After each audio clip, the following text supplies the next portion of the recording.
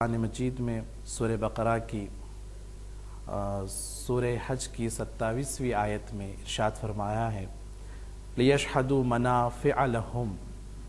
حج کے فلسفے میں خداوند عالم نے یعنی حکمت حج اور فلسفے حج میں یہ آیت ہے جو مومنین سے خطاب ہے کہ لِيَشْهَدُوا مَنَافِعَ لَهُمْ، یعنی وہ لوگ مشاہدہ کریں گے اس کے منافع کو۔ یہاں پر حدیث میں آیا ہے، امام جعفر صادق علیہ السلام سے پوچھا گیا کہ مولا یہاں پہ منافع سے کیا مراد ہے؟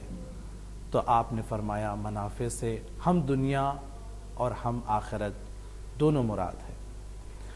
تو ہم اس آیت سے استفادہ کرتے ہیں دنیاوی برکات کے، جب لوگ حج پر جا کے مشاہدہ کرتے ہیں وہاں کی عظمت کو اور وہاں کے خانہ خدا کو جو دیکھ کر، وہاں کے ایک ہی جو صف میں تمام مومنین مومنات اور ایک ہی رنگ میں یعنی سفید لباس میں ایک ہی احرام میں جو وہاں موجود ہے، لوگ ان منافع کو بھی مشاہدہ کرتے ہیں۔ دوسری آیت سے استفادہ کرتے ہوئے کہ خداوند عالم نے ارشاد فرمایا سورہ بقرہ کی 97ویں آیت جعل اللہ الکعبۃ البیت الحرام قیاما للناس، خداوند عالم نے قرار دیا ہے کعبے کو قیاما للناس۔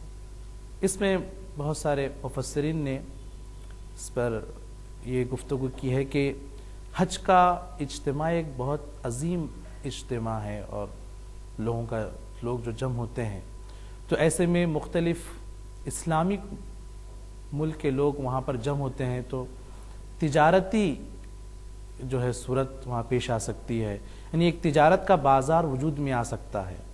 تو قیام للناس سے بعض نے یہ بھی معنی کیا ہے کہ اسلامی حکومتیں جب ایک جگہ جمع ہوتی ہے تو مشترکہ طور پر شریک ہو سکتی ہے یعنی تجارت میں، تاکہ جو غیر اسلامی ممالک ہے ہمارے اس منفعت سے فائدہ نہ اٹھا سکے اور ہمارا پیسہ ان کی جیب میں نہ جا سکے۔ تو یہ آیت سے بھی یہ استدلال ہوتا ہے، اور یہ اس طریقے سے اسلامی حکومتیں مل کر تجارت کریں، یہ عین عبادت ہے نہ کہ دنیا پرستی ہے۔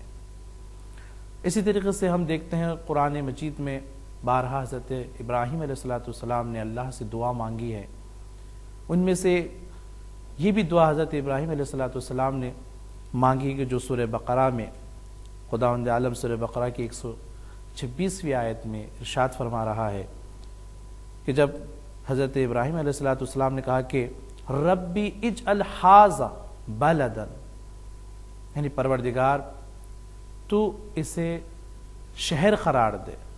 عزیزان، یہ وہ ایسی وادی تھی، ایسی ذی زر وادی، یعنی جہاں پر زراعت نہیں ہوتی تھی، جہاں پر کھیتی باڑی نہیں تھی، اور حضرت ابراہیم آ کر کہہ رہے ہیں کہ پروردگار تو اسے آباد کر دے۔ جو غیر ذی زر ہے، جو اصلاً جہاں پر کوئی آبادی کا تصور بھی نہیں تھا، وہاں پر حضرت ابراہیم نے دعا مانگی۔ اور اسی کے ساتھ ساتھ آپ یہ بھی دعا مانگتے ہیں کہ فقط آبادی ہونا کفایت نہیں ہے، بلکہ آبادی کے ساتھ ساتھ اس شہر میں امنیت بہت مہم ہے۔ آپ نے کہا ربی اجعلنی ھذا بلدا آمنا، یعنی امنیت کا شہر قرار دے۔ فقط آبادی کو طلب نہیں کیا بلکہ آپ نے امنیت کو بھی طلب کیا ہے۔ اس کے ساتھ ساتھ آپ نے فرمایا وَرْزُقْ أَهْلَهُ مِنَ الثَّمَرَاتِ، پروردگار ان کو پھلوں کے ذریعے سے یعنی رزق عطا فرما، اپنے ان کے اہل کو، یعنی جو اہل شہر ہے، جو اس شہر میں آباد ہونے والے ہیں، ان کو رزق عطا فرما۔ تو عزیزان، یہ حضرت ابراہیم کی دعا ہے، اور آپ دوسری جگہ جو قرآن میں آیا ہے کہ فَجْعَلْ أَفْعِدَةً مِّنَ النَّاسِ تَحْوِي إِلَيْهِمْ، اور لوگوں کو حج کی طرف راغب فرما اور متوجہ فرما۔ اور آپ نے یہ بھی دعا مانگی کہ ربنا وابعث فیہم رسولا منہم، پروردگار ان کے درمیان ایک رسول کو مبعوث کر۔ تو یہ حضرت ابراہیم کی دعا ہے کہ جو آپ نے اس بلد یعنی اس بیت اللہ کے لیے دعا مانگی ہے۔ یہ تو وہ آیتیں تھیں جو دنیاوی برکات از نظر قرآن آپ کے سامنے پیش کیا ہوں۔ چند روایتیں اسی موضوع پر دیکھنے کو ملی ہے۔ مثلا وسائل شیعہ جلد نمبر 11 صفحہ نمبر 9 میں حضرت ہشام ابن حکم سے روایت ہے کہ آپ نے امام جعفر صادق علیہ الصلوۃ والسلام سے فلسفے حج کے بارے میں سوال کیا. مولا یہ آپ یعنی سوال اس طریقے سے تھا کہ مولا آپ حج کے فلسفے کو اور طواف کعبہ کے بارے میں اس کا فلسفہ کیا ہے؟ تو امام نے فرمایا فَجْعَلَهَا فِيهِ الْاجْتِمَاعُ مِنَ الشَّرْقِ وَالْغَرْبِ لِيَتَعَارَفُوا. خداوند عالم نے حج کے اجتماع کو اس لیے رکھا ہے تاکہ لوگ جمع ہوں، ہم شرق کے ہم غرب کے، یعنی جو مشرق کے رہنے والے اور مغرب کے رہنے والے سب ایک جگہ جمع ہوں، اور لِيَتَعَارَفُوا تاکہ یہ آپس میں میل جھول بڑھائیں اور ایک دوسرے کی شناخت کر سکیں اور ان کا تجارتی ماحول بحال ہو سکے، اور اس کے ساتھ ساتھ پیغمبر اسلام کے وہ اقوال زندہ ہوں ان کے درمیان میں، اور آپ پیغمبر کی شناخت کر سکے. مولا نے فلسفہ حج کو اس طریقے سے بیان کیا ہے. اسی طریقے سے اور بھی جو روایتیں دنیاوی برکات کے سلسلے میں ہم کو ملتی ہے وہ ہے محافظت مال اور عیال. آثار مثلا وہی برکات دنیاوی حج میں سے ایک یہی ہے کہ انسان کا مال اور اس کے عیال محافظ رہتے ہیں، حفاظت میں رہتے ہیں. چھٹے امام سے ہی حدیث امام جعفر صادق علیہ الصلوۃ والسلام نے اسی آیت کے ذیل میں جو میں نے پہلے عرض کر چکا ہوں کہ لِيَشْهَدُ مَنَافِعَ لَهُمْ، آپ اسی آیت کے ذیل میں فرماتے ہیں کہ وہ لوگ جو خانہ خدا کی زیارت کو نہیں آئے ہیں ان کے لیے خداوند عالم ان کے مال کو اور ان کے عیال کو محافظت کرتا ہے. جو لوگ آئے ہیں ان کے لیے خداوند روایت میں آیا ہے انتم فترجعون مغفورا لکم، تم تو تمہاری بخشش ہو چکی ہے، تمہیں بخش دیا گیا ہے.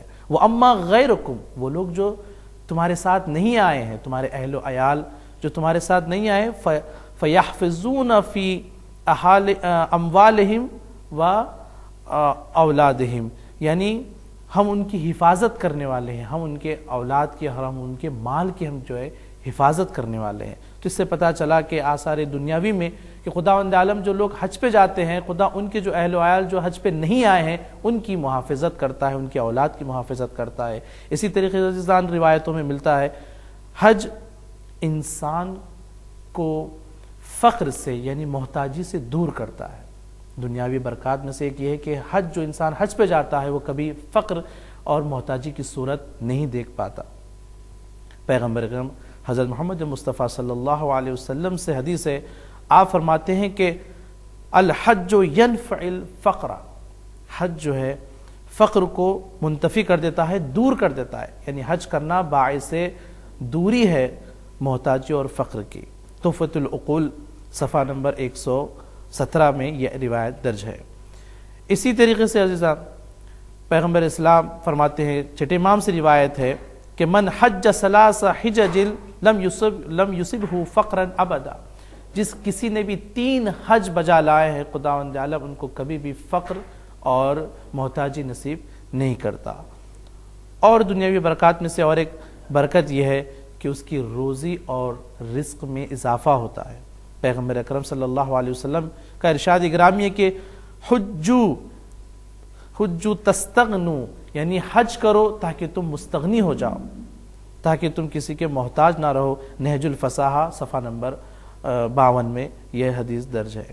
اسی طریقے سے یہ آخری حدیث کہ جو انسان برائے سفر حج کے لیے نکلتا ہے، جو انسان حج کرتا ہے وہ جسمی اعتبار سے بھی سلامت رہتا ہے. خداوند عالم اس کو جسمی اعتبار سے بھی سالم رکھتا ہے. امام زین العابدین علیہ السلام سے روایت ہے کہ حجوا واعتمروا تصیح اجسامکم، حج کرو اور عمرہ کرو، عمرہ بجا لاؤ تاکہ تمہارے بدن سلامت رہ سکے. ہم دعا کرتے ہیں پروردگار کی بارگاہ میں، خدایا تمام جو لوگ حج پہ جا رہے ہیں ان کے اعمال کو خداوند عالم اپنی بارگاہ میں قبول فرمائے، اور جو حج مشرف نہیں ہوئے ہیں خدایا ان کو بھی جلد سے جلد حج کرنا نصیب ہو.